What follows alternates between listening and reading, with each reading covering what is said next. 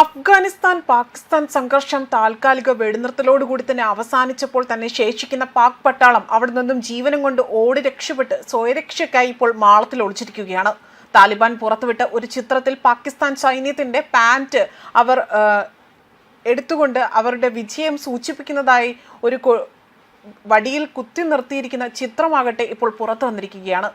പാകിസ്ഥാൻ അഫ്ഗാനിസ്ഥാനിലെ സാധാരണക്കാർക്ക് നേരെ നടത്തിയ ഒളിപ്പോരിന് പിന്നാലെയാണ് താലിബാൻ നടത്തിയ പ്രത്യാക്രമണത്തിൽ ഒളിച്ചിരിക്കുകയാണ് പാകിസ്ഥാൻ എന്ന് മനസ്സിലാവുന്നതും. 48 മണിക്കൂറത്തേക്കാണ് ഇപ്പോൾ വെടിനിർത്തൽ പ്രഖ്യാപിച്ചിരിക്കുന്നത്.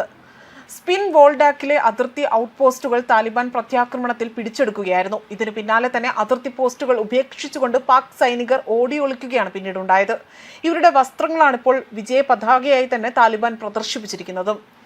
അതുപോലെ തന്നെ ഡ്യൂറന്റ് ലൈനിന് സമീപമുള്ള സൈനിക പോസ്റ്റുകളിൽ പാക് സൈനികർ ഉപേക്ഷിച്ച വസ്ത്രങ്ങളും ആയുധങ്ങളും അഫ്ഗാനിലെ നംഗ്രാർ പ്രവിശ്യയിലാണ് താലിബാൻ പ്രദർശിപ്പിച്ചത്.